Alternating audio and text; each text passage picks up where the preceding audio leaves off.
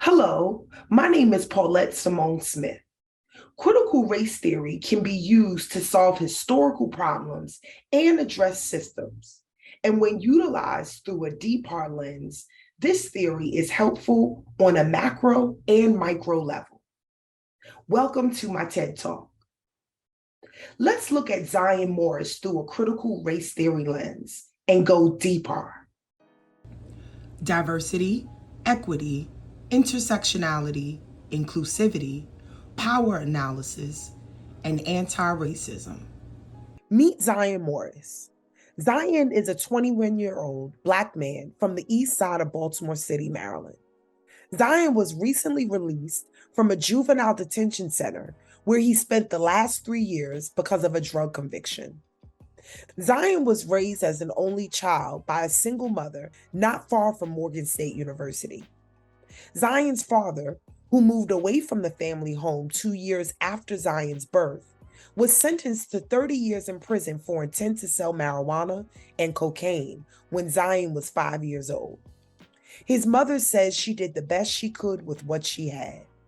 Zion's mother, who suffered from severe depression, also had a drinking issue. She never received help for either problem. Zion was an honor student throughout elementary and middle school. However, he would often get into fights with classmates, and his mother's struggles were a constant concern of his. He was removed from her care and spent time in foster care twice, but was returned after the family court deemed his mother to be a fit parent. He sensed early that he was the man of the house, and with that burden, he dropped out of school and got a job at a fast food restaurant in the neighborhood on his 17th birthday.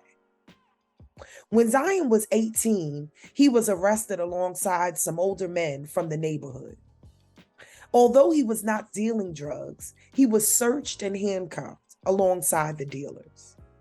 Zion was found with an ounce of marijuana and an Oxycontin pill, which he told the officers was for personal use. He was booked, charged with possession and intent to distribute.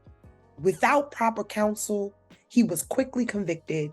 He was sentenced to 3 years jail time. Over the 3 years, Zion completed his GED.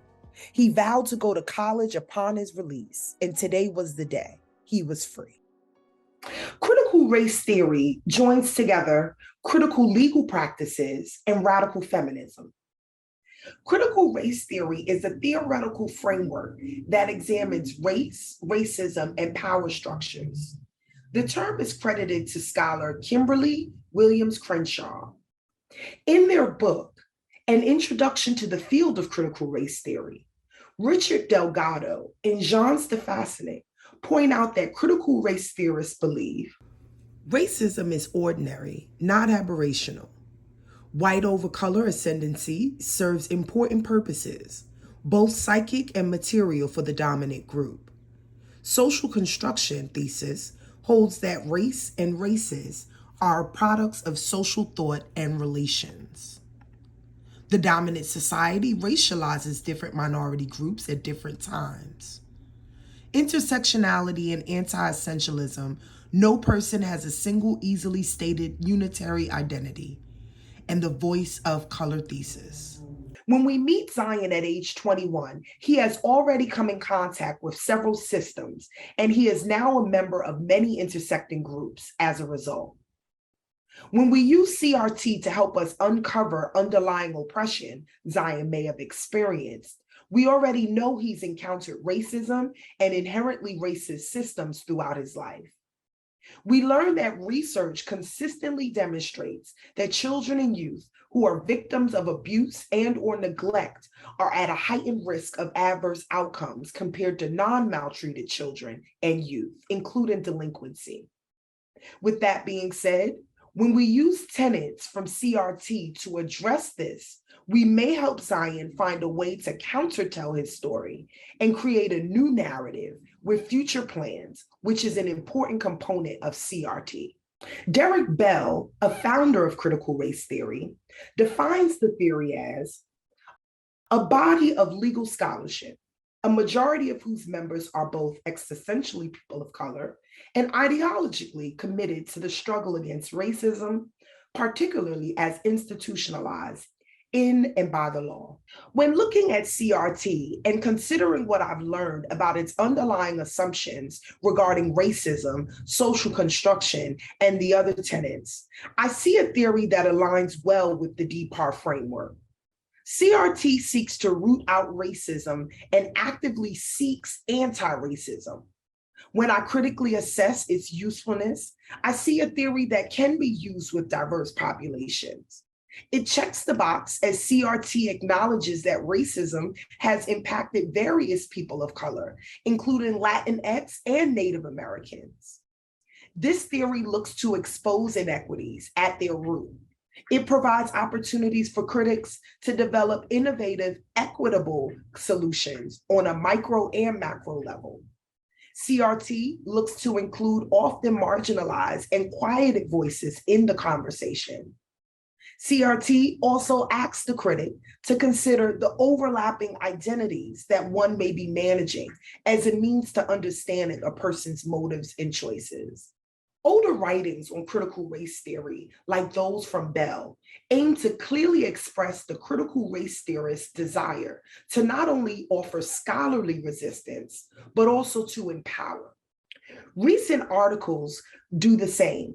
For example, in Susan Dana Einbinder's 2020 article, Reflections on Importing Critical Race Theory into Social Work, the State of Social Work Literature and Students' Voices, recommendations were made to utilize CRT along the strengths perspective when working with clients as well as students learning about the theory.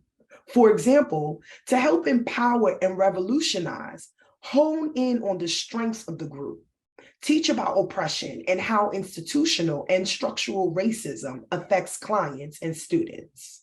When we take CRT and operationalize it to create programs that utilize strategies that have been critically assessed and properly vetted by voices of color, we will achieve social justice. Using a DPAR framework, let's create programs that address the diverse issues Zion and individuals like him will undoubtedly face, leaving institutions meant to strip detainees of their power.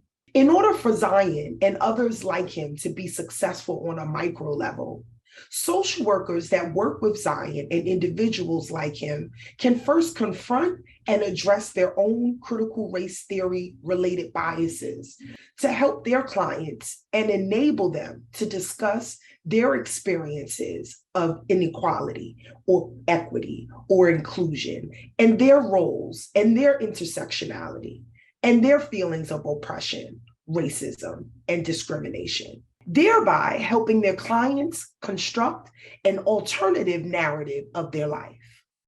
When considering the clinical power dynamics, make sure to include Zion in his treatment and future planning.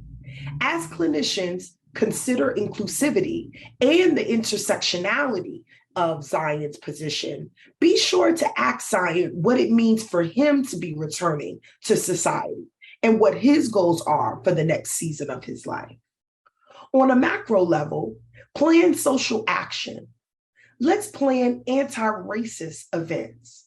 CRT as a theory should be used to stage sit-ins, generate coalitions between different groups with the aim of resisting and changing the status quo.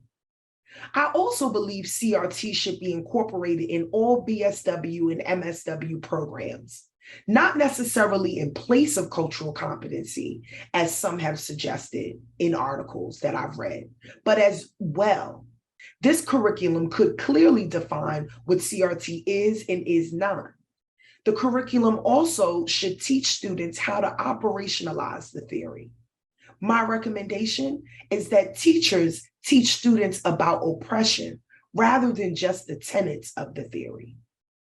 Finally, as we send Zion off with all of the tools and resources he needs to be successful, let's remember he comes from a legacy of dreamers and believers and survivors. Let's affirm his journey and